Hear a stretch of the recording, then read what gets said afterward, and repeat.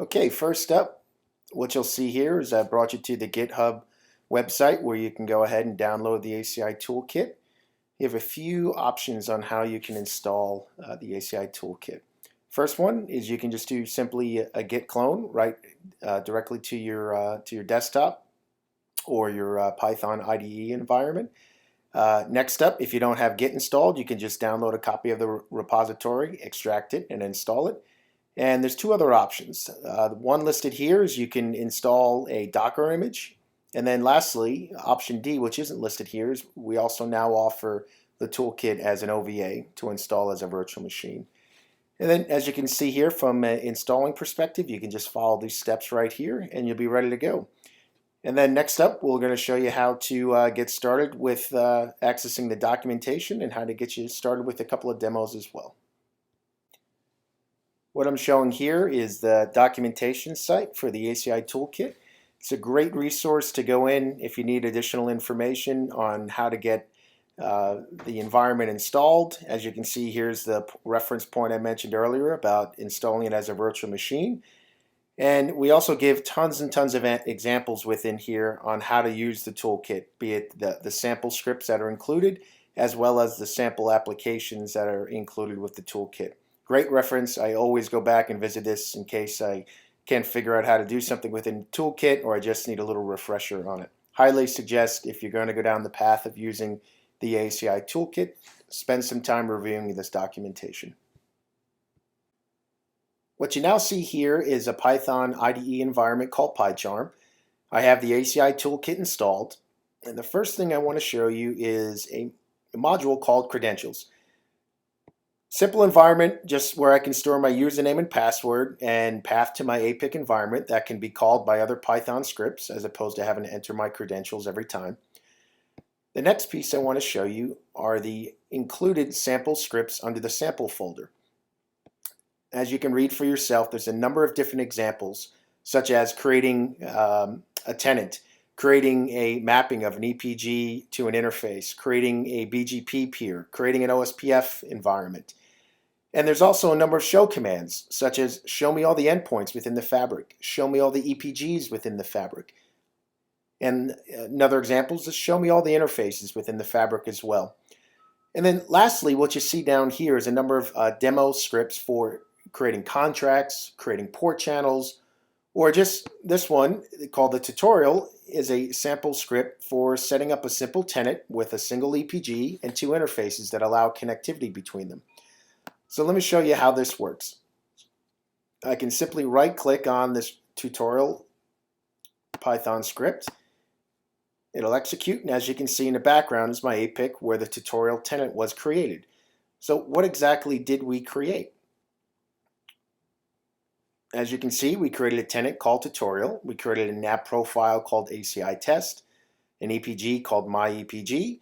We created a context and a bridge domain, and then we mapped a VLAN 5 to Leaf 101 interfaces 1/15 and 1/16. And then we mapped those interfaces to the EPG we created. And then lastly, you can see here we're calling that credentials module, and then we're logging into APIC and then sending this information out over to our environment. So let's double click on our new tenant we created called tutorial.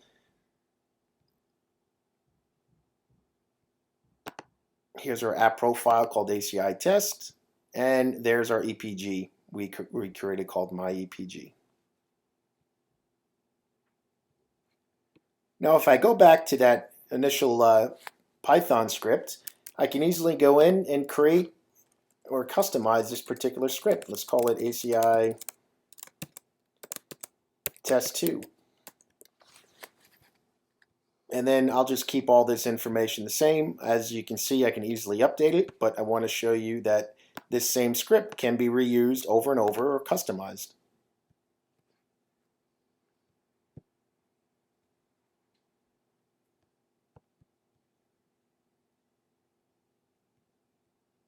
And there's my second application network profile. So another example I want to show you is called the ACI demo contract. What you can see here, it's another simple example of creating a tenant, creating an app profile. Now instead of creating one EPG, we're creating two EPGs, a web and a database EPG, creating our context and bridge domain. But in addition, compared to what we did with the tutorial script, we're creating a contract, which is essentially the rules that define how two EPGs are able to communicate.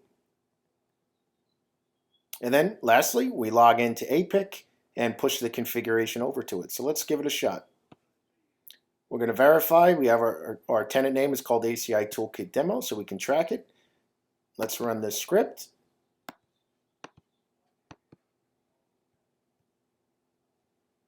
And here's our new tenant. Let's go down and take a look. Here's our app profile, my demo app. We should have two EPGs, database and web. And if we go down a little bit further, we'll see the new contract that we created as well, called MySQL contract.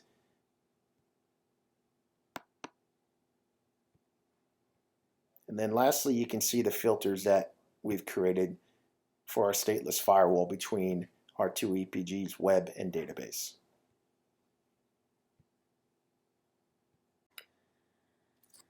Now under the applications folder, there are a number of different Python scripts with some great tools.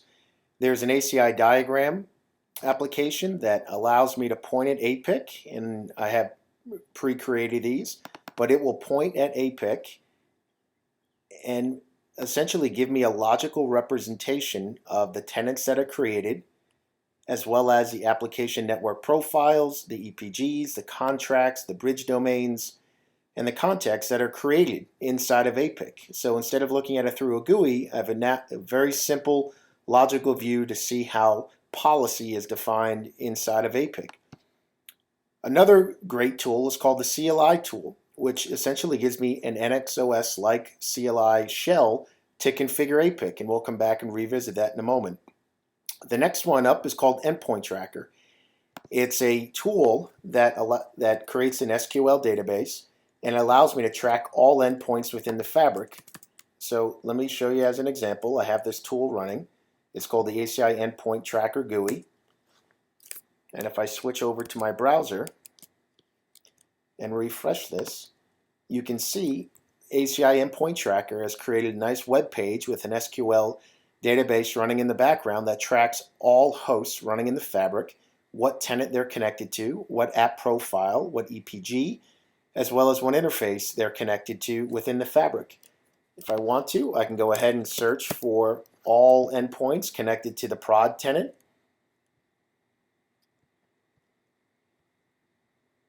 Or I can search for a particular EPG and all the endpoints that are part of that EPG.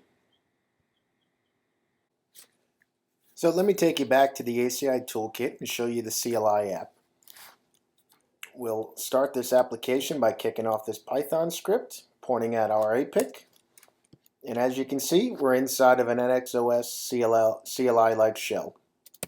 Let's see what tenants we have created. As you can see here, it went out and asked the RESTful API of APIC, and it listed all the tenants that are currently created. So let's see. Let's create a new tenant. Here we go. There's Jason's new tenant created. All right, let's create a new bridge domain for Jason. Oh, let's switch to that tenant, just like we do with a VDC.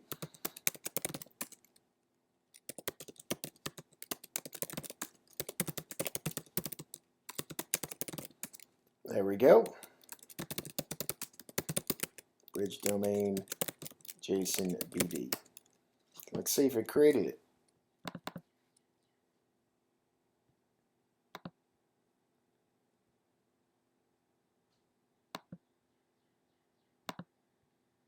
And there's our bridge domain Jason. All right, let's go back to the toolkit. See our bridge domain under tenant Jason.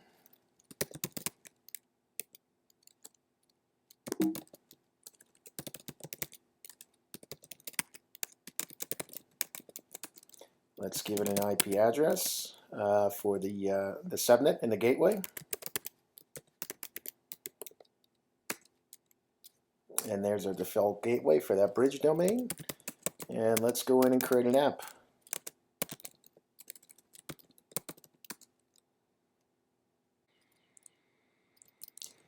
So we have our app called JSON-app. Let's go in and create an EPG inside of that as well. Now we have an EPG mapped inside that app. And lastly, let's map our bridge domain JSON-BD to that EPG. And now we're pretty much all set. I mean, there's a number of other things we can continue to do here, such as creating a contract and either consuming or providing that contract from the EPG that we created. But just wanted to show you guys a simple example of some great things we can do with the CLI application inside the ACI toolkit.